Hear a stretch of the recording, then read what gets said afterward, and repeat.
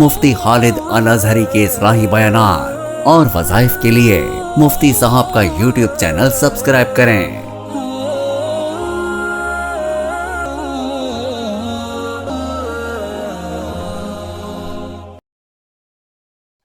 بسم اللہ الرحمن الرحیم نحمدہ ونصلی ونسلم علی رسولہ الکریم، اما بعد۔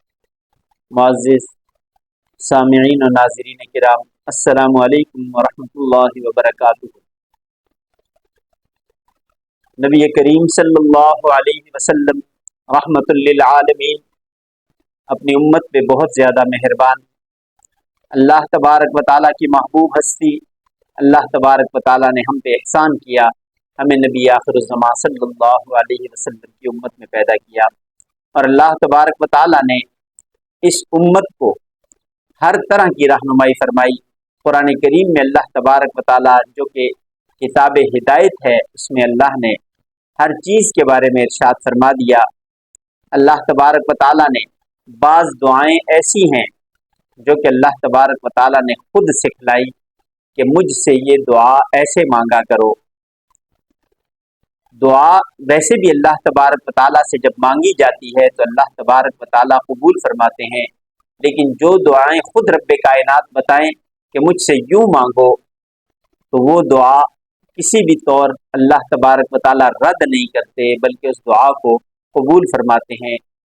قرآن کریم میں اللہ تبارک و تعالیٰ فرماتے ہیں، قل رب ادخلنی مدخل صدق واخرجنی مخرج صدق واجعلنی من لدنک سلطانا نصیرا۔ یہ بھی قرآنی دعاؤں میں سے ایک بہترین دعا ہے۔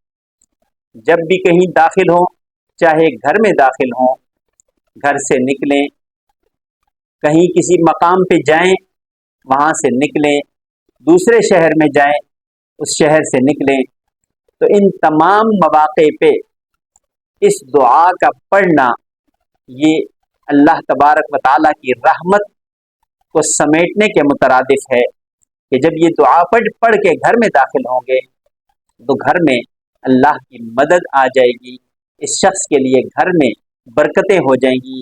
اپنے کاروبار کی جگہ پہ گیا، اس نے یہ دعا پڑھی، اپنی ملازمت کی جگہ پہ گیا، دوسرے شہر گیا، کسی بھی جگہ گیا، اپنے کسی کام سے کسی متعلقہ ادارے میں گیا، جب یہ دعا پڑھ لے گا تو اللہ تبارک و تعالیٰ وہاں سے متعلقہ جتنے کام ہوں گے اسے آسان کر دیں گے، اور جب یہ وہاں سے نکلے پھر یہ دعا پڑھ لے تو اللہ تبارک و تعالیٰ اس کے سارے کاموں کو پائے تکمیل تک پہنچا دیں گے۔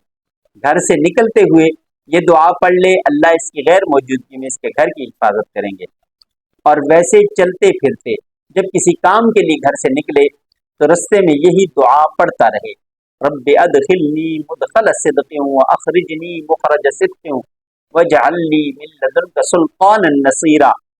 تو اللہ کی مدد بھی شامل حال ہو جائے گی، اور اللہ تبارک و تعالیٰ اس کے لیے آسانیاں بھی پیدا کر دیں گے، دعا بھی کرتا رہے گا، اجر بھی اسے ملتا رہے گا، اور وہ کلمات جو اللہ تبارک و تعالیٰ نے خود سکھلائے ہیں وہ کلمات یہ پڑھ رہا ہے، اسے ذکر کا بھی اللہ تبارک و تعالیٰ اجر دیں گے، اور اس کے کام میں بھی برکت ہو جائے گی۔ روزگار کی جگہ پہ پڑھتا رہے گا، وہاں روزگار میں برکت ہو جائے گی۔ گھر میں پڑھے گا تو گھر میں اللہ کی رحمتوں کا نزول ہوگا۔ جہاں بھی جائے گا، کسی نئے شہر جا رہا ہے، وہاں داخل ہوتے ہوئے یہ دعا پڑھے، اس دعا کے پڑھنے سے وہاں کے لیے اللہ تبارک و تعالیٰ اس کا حامی و ناصر رہے گا۔ وہاں کے ہر کام میں جس مقصد کے لیے گیا ہے، اللہ تبارک و تعالیٰ اس کے اس مقصد میں آسانی کر دیں گے۔ جو شخص کسی دوسرے ملک جا رہا ہے، ملازمت کے سلسلے میں جا رہا ہے، سیر و سیاحت کے لیے جا رہا ہے، کسی کاروباری مقصد سے جا رہا ہے، وہاں پہنچ کے بھی جب یہ دعا پڑھنا شروع کرے گا تو اس کے سارے کاموں کے لیے اللہ تبارک و تعالیٰ خود کفیل بن جائیں گے، اور اس کے کاموں کو اللہ آسان کر دیں گے۔ اس لیے ان قرآنی دعاؤں کو کبھی بھی نہیں چھوڑنا چاہیے، اور اپنی عادت یہ بنا لینی چاہیے کہ ہر موقع پہ ہم یہ دعائیں پڑھتے رہیں۔ یہ دعائیں پڑھ کے ہم اللہ کی مدد حاصل کر سکتے ہیں، اور خود رب کائنات جب کہیں قل، فرما دیجئے जब ये दुआ का खुद फरमाया अल्लाह तबारक व तआला ने अपने हबीब सल्लल्लाहु अलैहि वसल्लम को कि फरमा दीजिए, तो फिर उस दुआ की कबूलियत में किसी भी तरह की कोई कसर बाकी नहीं बचती। वो दुआ तो कबूल ही कबूल है। इसलिए वो चीज़ें जो खुद रब्बे कायनात ने बतलाई हैं, आकाए दो जहां हज़रत मोहम्मद मुस्तफ़ा सल्लल्लाहु अलैहि वसल्लम ने हमें सिखलाई हैं, उनमें कभी भी कोताही नहीं करनी।